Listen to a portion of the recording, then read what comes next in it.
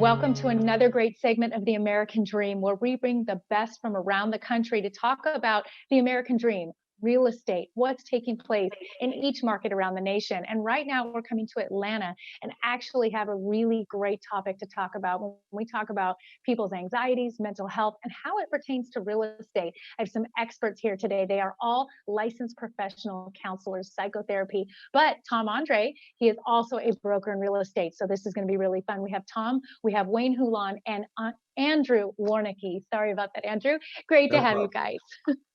Thanks for having us. Thank Thanks. you. Thank you. I want to kick it off with you because in a good day when we're not in the middle of a pandemic, real estate is one of the top stressful things that a family or an individual can go through. We talk about, death, divorce, moving, those are the top. So I always joke that, real estate agents need to be a licensed counselor by nature, I think, to be great at their trade. You have definitely paired both. Why don't we talk about that for a minute on a good day? Then we're going to talk about this time as we have now. Sure. Sure. So I grew up in real estate. My dad was a real estate agent. My grandfather was a real estate agent. So I grew up in the business. But really, the part that convinced me to go into it was the fact that my background in psychotherapy really helps the transaction. I'm dealing with people that are going through the biggest personal disruption of their lives, typically with something else behind it that's prompting the transaction, like a marriage or a first-time home buyer or a divorce or an aging baby boomer who's downsizing. So what I realized is my people skills, my counseling skills are imperative to navigate the process. And most agents I talk to will credit that as well. It's their people skills. I just happen to have the background and the credentials to help it. So, and I do, people always ask me, do you still practice psychotherapy? I'm like, no, because I'm in real estate. And basically, this is how I'm really not practicing official psychotherapy, but I'm using every skill in my toolbox to help the transaction and to keep it as stress-free as possible.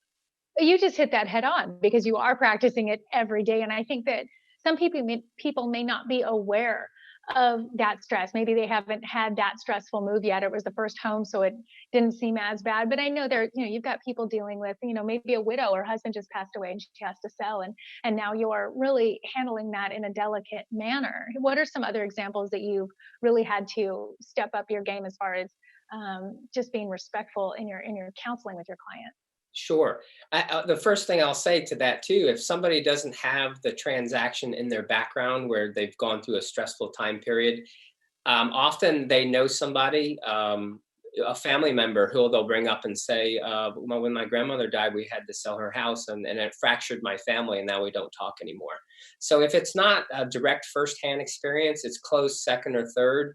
So people will come back and say, I thought about what you said, and all of a sudden now I start to see it. It really is an emotionally charged transaction. And, often because it's so difficult, people don't want to remember it. They want to stick to the things that are more comforting. And I think Andy can speak to that too, because Andy just had a transaction not too long ago. So he went through it direct firsthand. Yeah, we had this great idea to downsize. This was before all this trouble hit. And so, my wife and I, this was our fourth house in Atlanta. We had three moves that were relatively simple, no kids, not changing school districts, relatively simple stuff. And this one came along. And even being a psychotherapist, I'm so glad I had Tom aboard because I experienced things that I never would have imagined from the previous moves I've had. First of all, moving after 2008 is like flying after September 11th. The experience was so different for me, financially, personally. I mean, I felt like it was like going to the airport. Now you got to go through the scanners. They frisk you. They do all this really invasive things. Back when I bought my last house, it was nothing like it was today financially. Going into my background, looking at I feel like I'm financially good, and I was sleepless nights worrying about whether or not I was going to qualify, and it was a totally different experience this time financially. I know you real estate people know about that, but it was totally different for me 14 years ago or whatever it was. So And then the kids moving, this is the only house they've ever lived in. You know, they're moving from a private school to a public school because we were downsizing because of finances.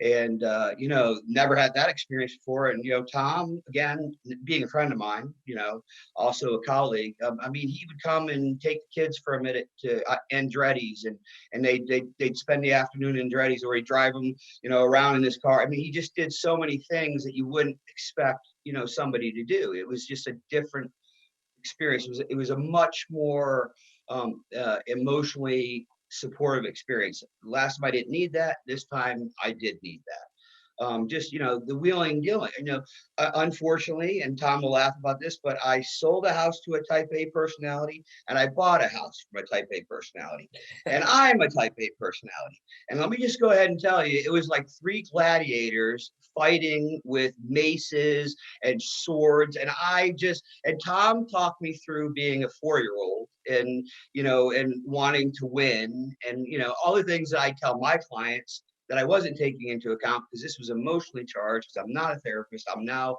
a buyer of a home. So it was an extraordinary experience to have him walking me through that. You know, he did a lot of shaking his head and going, yeah, I hear you. You'll feel differently about this tomorrow. You know, I call that my desk side manner. I say doctors have a bedside manner, and I have a desk side manner. And one of the things that happened to Andy is that in the house that Andy sold, he brought home his kids from the hospital in a bassinet, and he teared up one day, and he never even knew how that was going to be. I never contemplated this was going to affect me in this way, this deeply emotionally. And what he was referring to was the memories that they had tied to the house, and they had to let go of that house to move over to a different house, and that was an emotionally charged process. Absolutely. Well, Wayne, what are your thoughts on dealing with people going through transactions like that and the emotion of it? How do you advise clients in a heightened time, especially of anxiety? How do you help people find that balance to just walk through and get to the other side?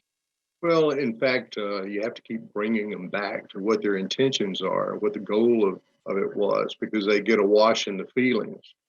And but more particularly, I think, you know, Tom's success, and even with a client of mine that Tom helped, is really out of his sensitivity and awareness. Because first of all, you have to listen to what's going on with them.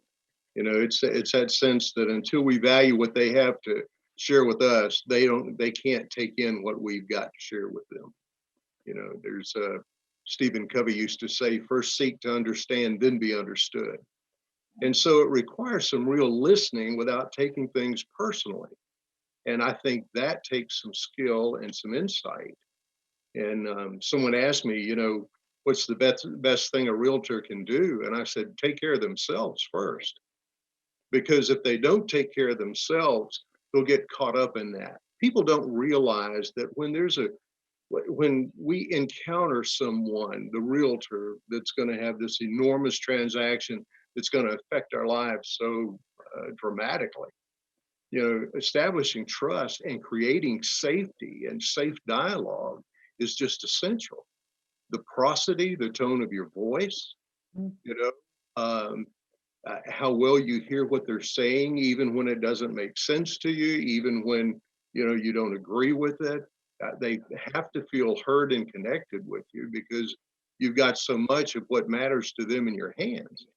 But people don't, I think realtors fail to realize what goes on with the brain. The first job of the brain is to decide, is it safe? And that starts immediately when we meet someone. Right. Absolutely. Well, your expertise is going to be needed so critically right now. And I think if there's ever a time for people to remember to be kind, be patient, be good to each other, take a breath. I mean, we should do that as our lifestyle all the time, but right now more than ever. And you guys are just setting such an incredible positive example. And we love that you got to come on the show today and talk about that positivity. We have to care for each other. We have to care for ourselves so that we can care for each other and take one day at a time. And thank you so much, all of you, for being on the show today and for giving us your intellect and your experience. Thank you.